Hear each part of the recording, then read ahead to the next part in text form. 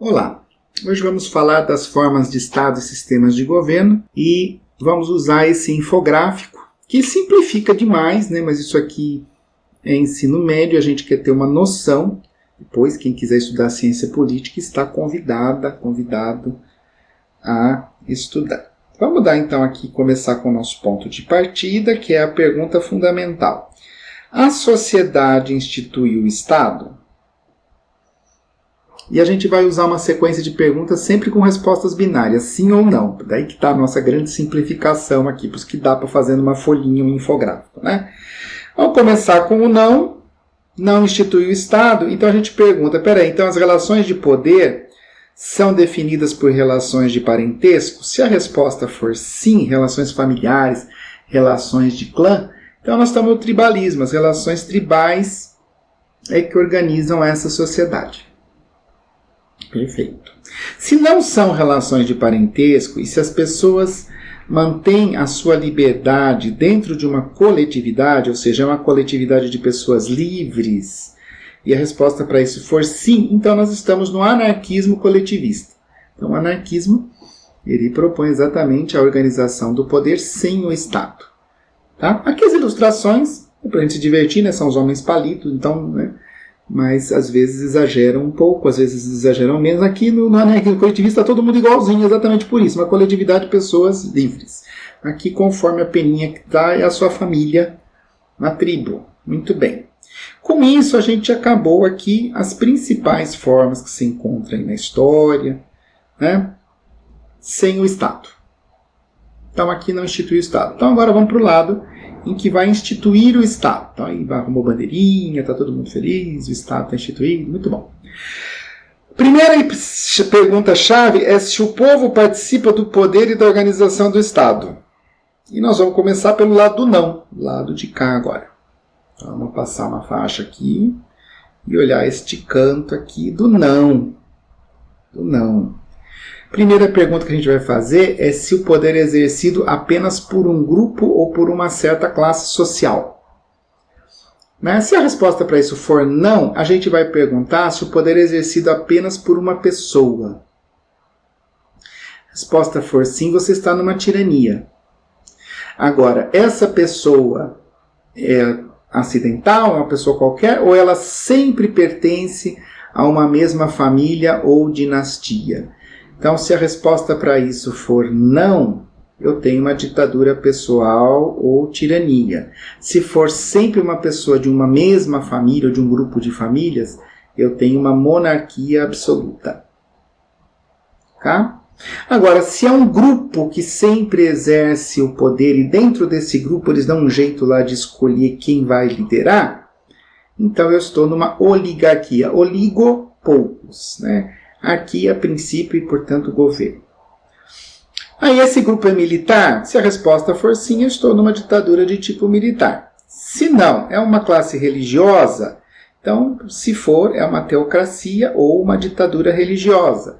Eu coloquei, né, um estilinho de bispo católico, porque eu sou católica, né? Então, pois aqui puxei a sardinha para a minha teocracia. Né? O Vaticano é quase uma teocracia.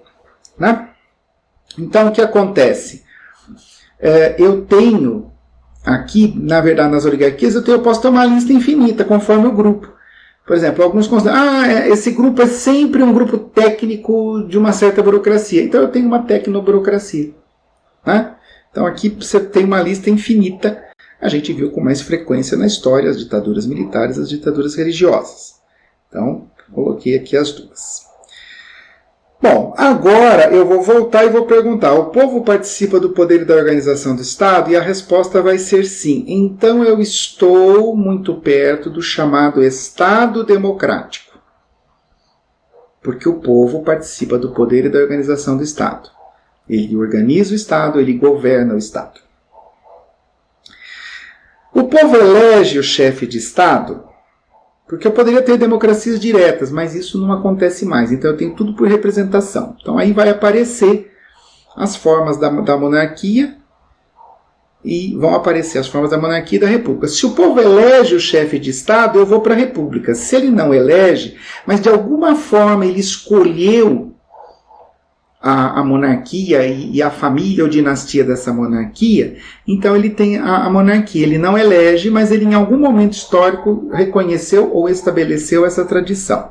Então essa monarquia está aqui pela vontade do povo. Né? Embora ele não fique elegendo a cada 5 anos um rei. Né? Ok. Então, na monarquia, o povo elege representantes que escolhem o chefe de governo. Então agora é assim, o chefe de Estado representa esse poder político e essa soberania do povo. Ele é o guardião dessa soberania. Ele tem uma identidade com a sociedade inteira, acima ou fora, né, do processo político. Ele está vinculado à história desse povo. Tá? Mas então, para ser uma democracia, a administração desse Estado, que é o governo, tem que ter um chefe, e esse chefe ou chefes são eleitos pelo povo. A resposta para isso tem que ser sim. Se a resposta for não, então você saiu pela porta dos fundos, você me enganou, você saiu pela porta dos fundos e entrou aqui numa tirania, numa monarquia absoluta. Então você deu um golpe aqui, fugiu para cá.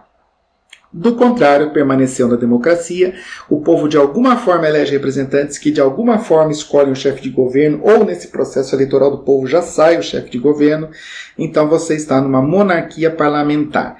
Você tem um chefe de Estado, ou uma chefe de Estado, que representa essa soberania do povo, e um chefe de governo que administra esse Estado.